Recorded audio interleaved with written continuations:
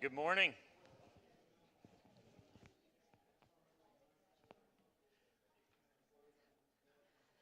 This morning you have me again. So we're going to be continuing talking about different stories, parables, incidents, and the Gospels where money is discussed. So sometimes they're talking specifically about money. Sometimes money comes up, but there's actually maybe another focus. So we've got a few more that we're going to go through today. They're in a certain order up there, but that's not the order I'm going to cover them because I picked the ones that, the first one up there is one I really like. So we're going to do that one first. See if my clicker is working here. There we go. So we're going to start this morning. We're going to be in Luke chapter 16. We're going to be talking about the shrewd manager. If you're familiar with that story, or that parable, I'll let you take a moment to turn there, and then I'll read part of it, and then we can discuss.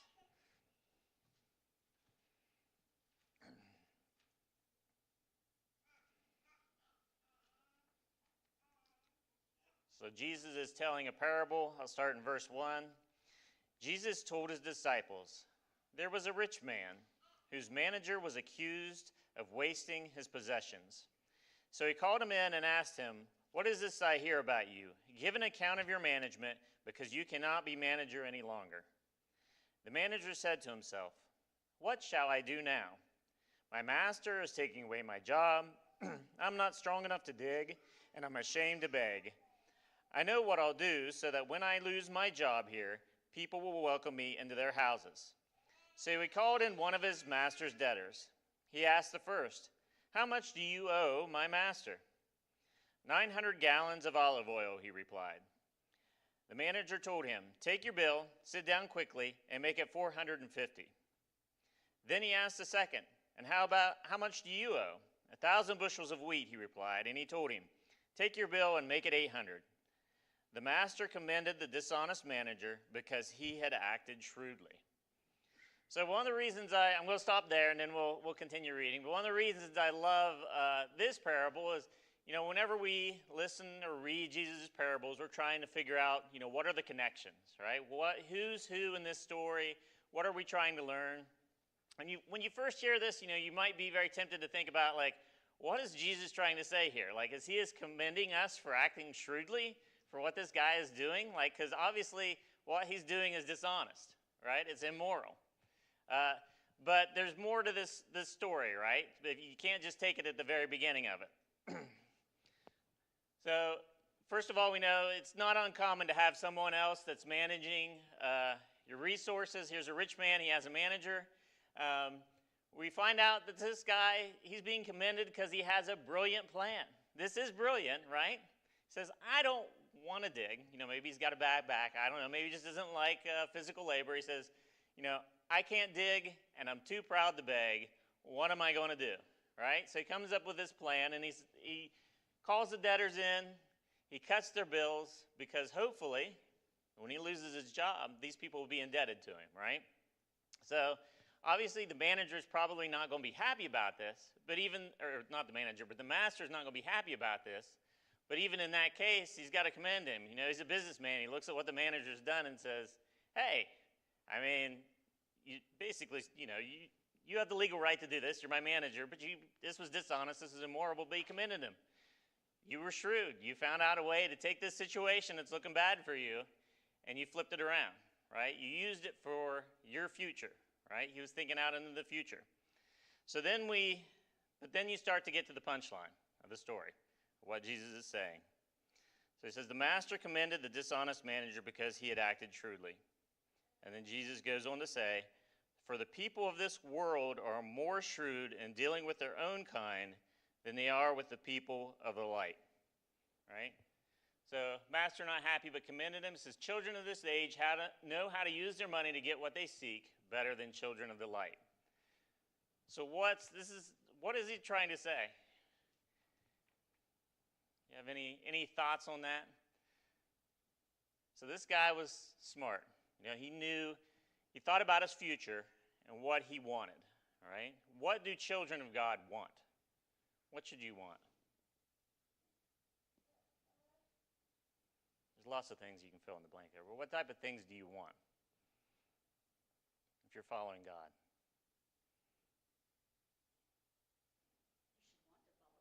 You should want to follow him. You should want to be obedient, right? Do what his will is. So if you are being obedient, you're following his will, you will find ways to use your money for how he would want you to use it, right?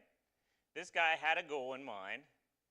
He said, I want my future to be secure, so let me see how I can use what I've been given, this opportunity I have, this one last opportunity, to get what I need, right? I want to secure my future. I want to see if I can get some people that'll be on my side and take care of me.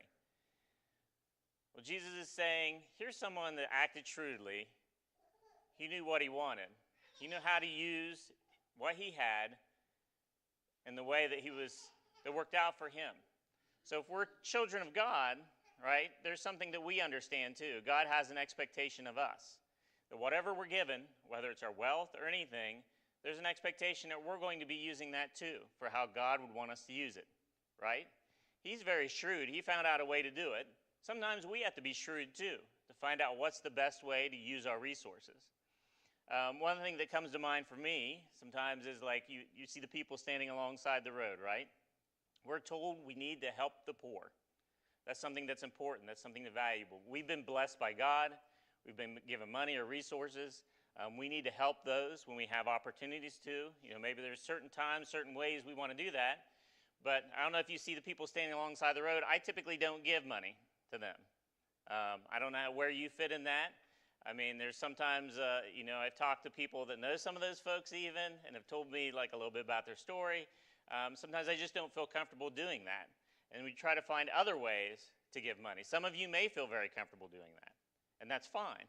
But we have an expectation, to give and to use what God has given us. And sometimes maybe we need to come up with some very creative ways to do it to make sure we're doing it. Well, maybe there's certain ways we don't feel okay about, but we need to find other ways that we can. This guy, was very creative, right? He found a way to do what, he wanted to do to secure his future. We need to find ways too, there are opportunities out there to be shrewd, to use what God has given us in a good way. And we can find creative ways. There's opportunities to do that. So one thing to be careful about is it's not saying, yep, Wally.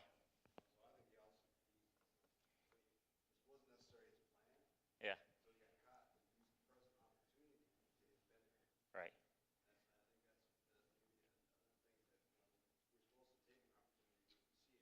Yeah. Yeah.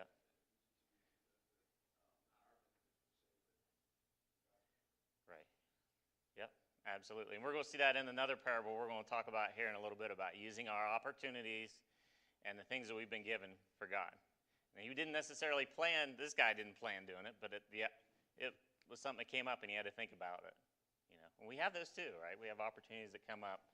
Maybe sometimes we don't get a lot of notice, but we have opportunities to do good things. Of course, one thing to make sure we're not taking away from this is that, so this guy used money to buy something, like to buy a security.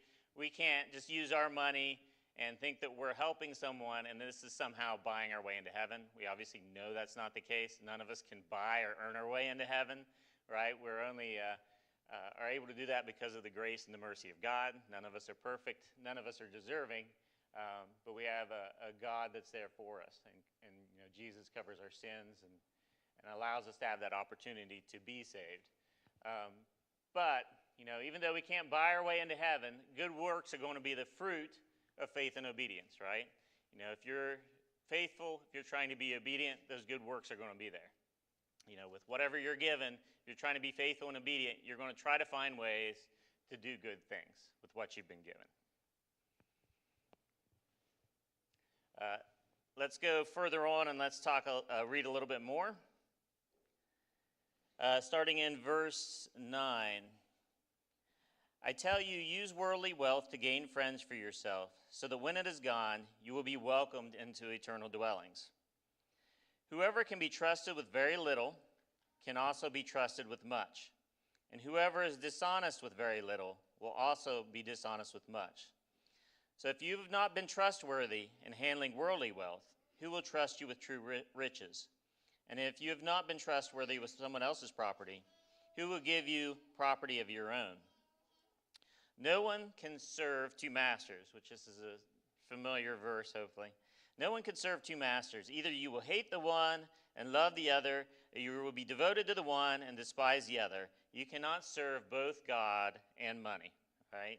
So if you're someone that, you're always trying to accumulate, you're trying to hoard, this is mine, me, this is for my use, that's, very opposing to God, right? That's an opposite mindset to how God wants you to be with what he's given you. This is something that he's given you to use. You're not just supposed to accumulate it and keep it to yourself, but it's an opportunity to use it in the way that he would want you to use it. So this is where we see, love of money and God, they oppose each other. So this is, as we go on, let's continue reading, verse 14. The Pharisees who loved money heard all this and were sneering at Jesus. He said to them, "You are the ones who justify yourselves in the eyes of others, but God knows your hearts. What people value highly is detestable in God's sight." Right, so we've talked about this before too, how there's a common belief, and people may think this today sometimes, that, like Jesus' teaching was calling into question their belief that wealth was a reward for righteousness, right? If you were wealthy in that time, one of the thoughts was you're wealthy because you're doing all the right stuff and God loves you and he's giving you all this money. If you're poor, flip it, if you're poor, then obviously you've sinned and done something wrong. So this was a common belief. So Jesus tells this story, and you can tell that these guys, they're sneering. They're upset, frustrated about Jesus telling this story because it's opposite of what they think. And if you look further on in chapter 16, and we talked about this last week, we see another parable, another story. It's a story about Lazarus in Abraham's womb. So what happens after death? He's kind of telling this parable. So here in this parable, there's a guy that died, or a guy that was very wealthy. He went to Hades, right, because of the way he behaved, and someone who was poor did not. Right? So this is another one that would upset them a lot, right? Because this is not how it's supposed to work in their mind. Wealthy is righteous, poor is a sinner, but Jesus is saying that's not the way it is. It's absolutely not the truth. Yeah. Yes. Yeah. Right. Yeah. Very popular. So any thoughts about this this parable? I kind of just like it because of the way it starts out. You kind of start questioning, like, what is he trying to say here? Because, it sounds like this guy's being commended for being dishonest. And that's not the case. They're just trying to point out about being shrewd about using what he's been given. And God's asking us to be shrewd, too, about what God has given us. To use it well, right?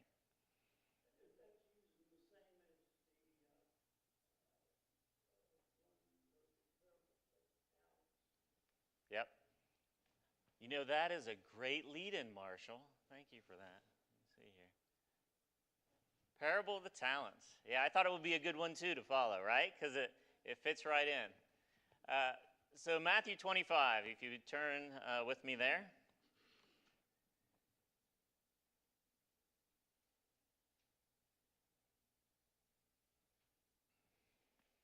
Verses 14 through 30.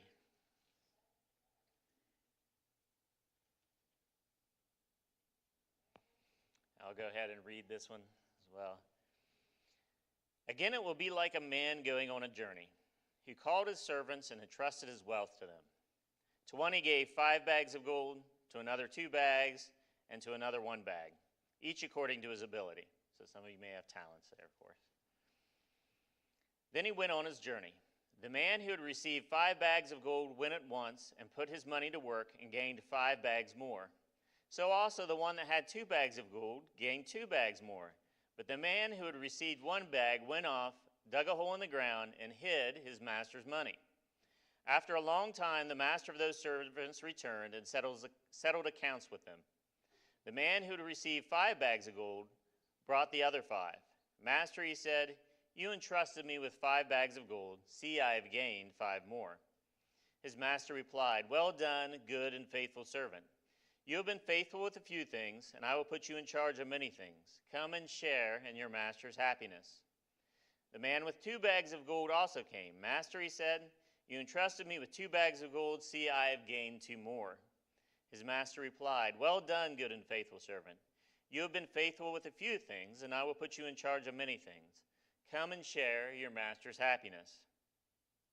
Then the man who had received 1 bag of gold came. "Master," he said, "I knew that you are a hard man, harvesting where you have not sown and gathering where you have not scattered seed. So I was afraid and went out and hid your gold in the ground. So here is what belongs to you." And his master replied, "You wicked, lazy servant. So you knew that I harvest where I have not sown and gather where I have not scattered seed. Well, then you should have put my money on deposit with the bankers, so that when I returned, I would have received it back with interest. So take the bag of gold from him and give it to the one who has 10 bags. For whoever has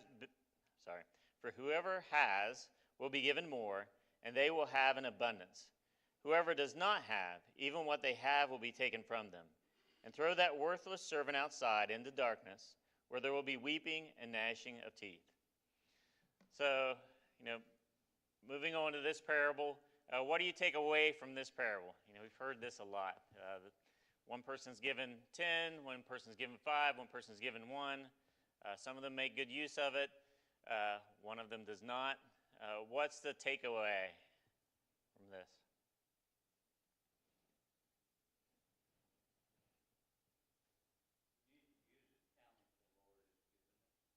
Right.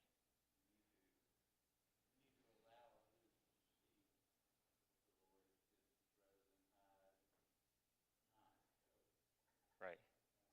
Absolutely. We need to use the talents that God has given us. We'll go through a few things here. One of the things that, start out in the beginning, when you read this parable, you don't really know what the master expects of him, right? He just gives him the money, and he goes on a journey.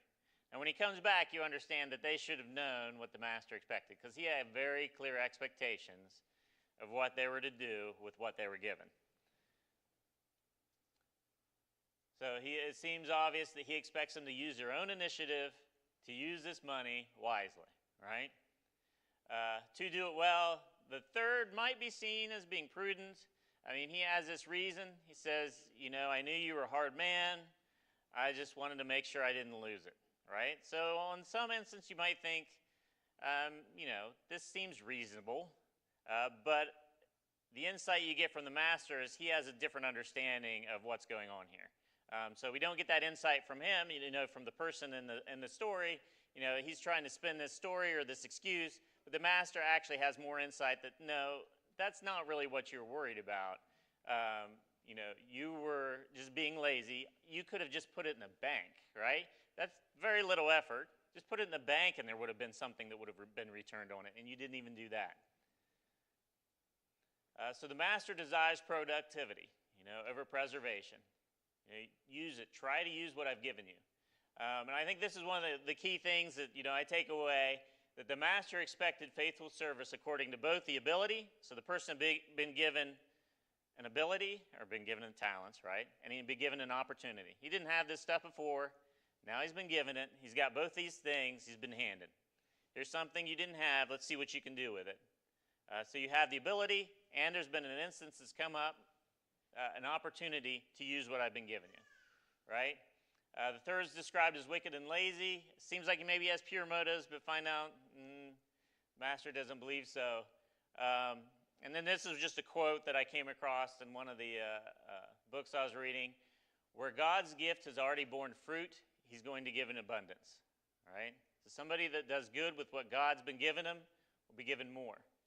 God's gift is never to be passively possessed, right? We've been given abilities. We've been given things that God intends us to use for his glory in this world, to do good things. We're not just supposed to passively have it. We're supposed to use it. Yeah. Yeah, absolutely. It goes right along with that. Yeah. So any other thoughts on this parable?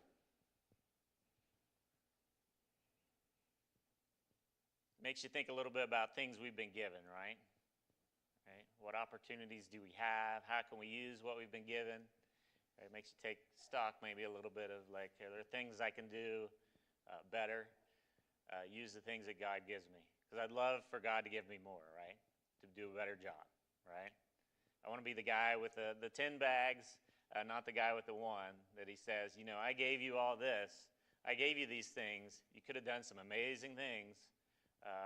Or even small things, right? You could have done things for me, but instead you just hid it away. I don't want to be the one to hear that. All right, let's go to next one, paying taxes. Great topic. We all love to pay taxes, right? If I was only teaching this class in April, it would have been great, right? It would have been all in our mind.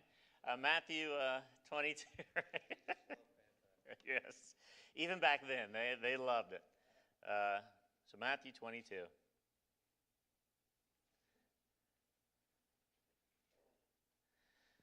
So here you have the Israelites. When we're paying taxes, I view it, we're paying taxes to the United States. They have an oppressive foreign force that's in. They're paying taxes to Rome, right? So they're even in probably what they view as a harder situation. And the taxes were very oppressive for them.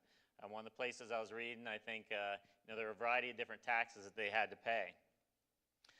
So let's go ahead and read Matthew 25, or 22, sorry if I said 25, Matthew 22, verses 15 through 22. Sure, you do that. Thank you, Wally.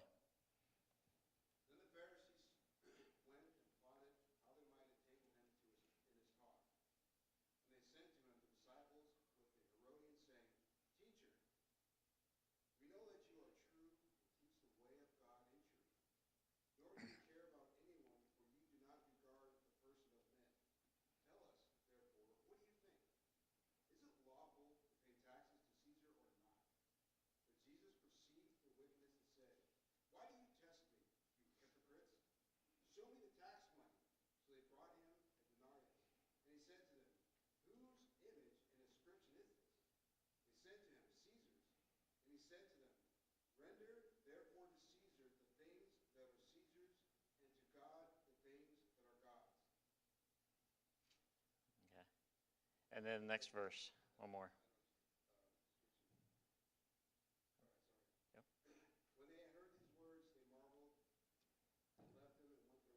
All right, thank you, Wally. Yep, all good. So when I first, read this, it makes me wonder how long these guys have been planning this, because they were planning to trap Jesus. You wonder if they were sitting around, coming up with what questions can we ask to get this guy. They've been working on this for a week. Did they think of it the night before or the morning of? But they had a plan, right? And I don't know if you ever have something you're going into and you have these expectations. This is going to be great. Things are going to go wonderful. I kind of imagine that here's these guys. They're thinking, this is going to be awesome. We've got a question. There's no way he can answer this question that we don't get him, right? So if he answers yes and he says, pay taxes to Caesar, what trouble does that cause for Jesus? Jesus says pay taxes. How does that make him look bad? Well, it didn't in this case, but they were what were they hopeful for? Yeah, Denise?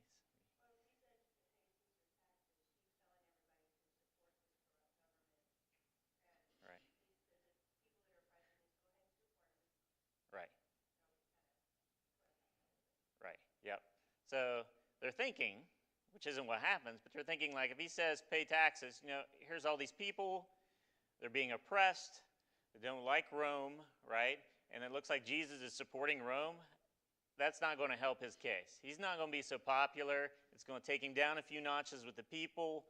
This is great. Answers yes, we're good. If he answers no, don't pay your taxes, what are they hoping there? Romans will take action. Yeah, those guys can hand him over, give him to the Romans, which is eventually what they do down the road. But, if he says no. So in my mind, I expect they would love for him to say no, right? That would be the best answer that they could hope for because, hey, this is great. This guy is starting an insurrection. He's telling you not to pay taxes, which is certainly something Rome would care about. That's top of their list. We need our money. But this guy over here is telling people not to pay taxes, right?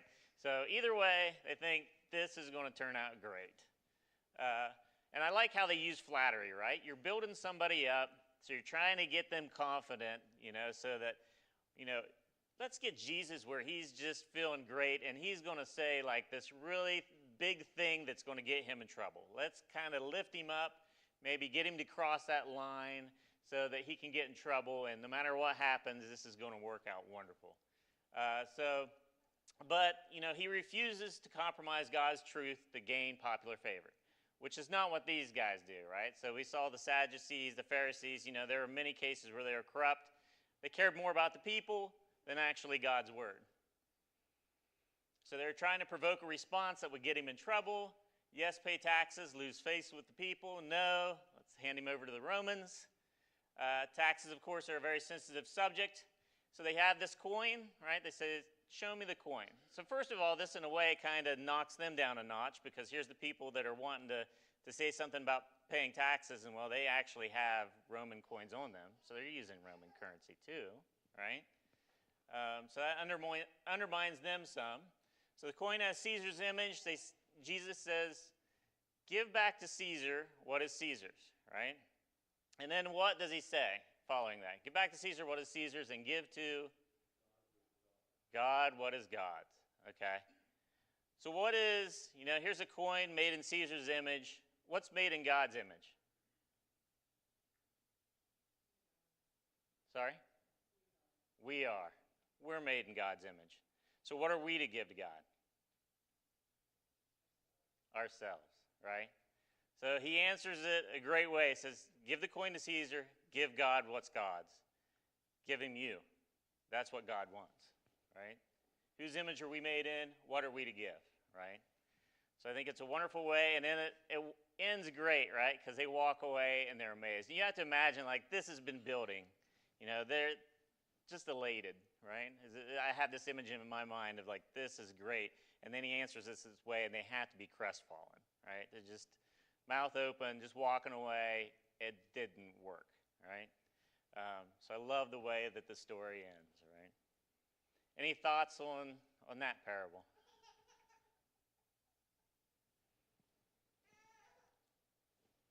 Okay. We'll go to Rich, Fool, and the Barns. Luke 12. So if you'll notice, and I mentioned this before, a lot of the parables that talk about the poor or about money, you do see them pop up a lot in Luke. Luke 12, verse 13.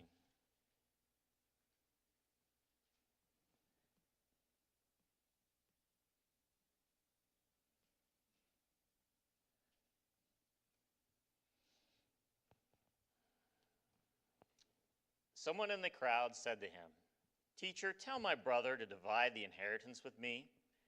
Jesus replied, "Man, who appointed me a judge or an arbiter between you?" Then he said to them, "Watch out, be on your guard against all kinds of greed. Life does not consist in an abundance of possessions." And he told them this parable. The ground of a certain rich man yielded an abundant harvest. He thought to himself, "What shall I do? I have no place to store my crops." Then he said, "This is what I'll do. I will tear down my barns, and I'll build bigger ones, and there I will store my surplus grain. And I'll say to myself, you have plenty of grain laid up for many years. Take life easy. Eat, drink, and be merry." But God said to him, "You fool, this very night your life will be demanded from you. Then who will get what you have prepared for yourself? This is how it will be with whoever stores up things for themselves, but is not rich towards God." So here we have Jesus telling a parable. You might think, to start the parable, there's a few different ways Jesus could go. The guy comes to him and says, "Tell my brother to share my inheritance with me." He should be doing this. So it could be an opportunity for Jesus to talk about justice or fairness. But in this opportunity, he talks about greed, right? We don't know a whole lot about the man that's asking this question. Maybe he's in his right. It makes you think, because he's using an opportunity to talk about greed, maybe that's what's really behind this guy's mind. We don't know for certain, but he does use this opportunity to talk about greed. So I think it's a fairly simple point made here. What do you take away from this parable? So What's the point of it?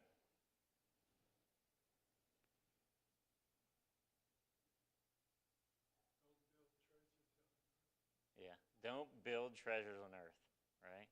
Don't put all your faith and your treasures and your hard work on things that are going to be destroyed, right? They're not going to be here. You're going to die someday. You know, they say you can't take it with you. You should know where you need to put your treasure, right? Put your treasure in God and in heaven and things that are eternal, right? Don't put it on things that aren't going to be here for very long. So there's opportunity to talk about justice and fairness. He does talk about how, you wonder what he means by, he says there's all types of greed. You know, he uses that phrase, maybe he's saying it's just not, here's a rich man. Anytime you're taking and just trying to just gather abundance for yourself, and that's your focus, or maybe he's talking, there's different types of greed, right? So he's trying to make a point too that it's just not about money in this situation. And the story himself, something that's kind of interesting is when the guy's talking about what he's going to do and build his barns, it's all about him, right? He uses I and my, and this is my stuff, and I need to take care of it, and I need to have it so I can drink and be merry, and I don't have to worry about anything or do anything, right? So there's a lot of me in the story, right? So once again, all these, they're challenging words for us to think about how we use what we've given, right? Just to take stock of what we do. Any other thoughts on this passage, on the barns? Before I move on, we'll hit our last one. I think this one will be quick because I haven't heard the bell yet, have you? Do I get to keep going if I don't hear the bell? This is the last one. Luke 10, 1 through 7. Let's turn there quickly, and I'll read that, and we'll be done.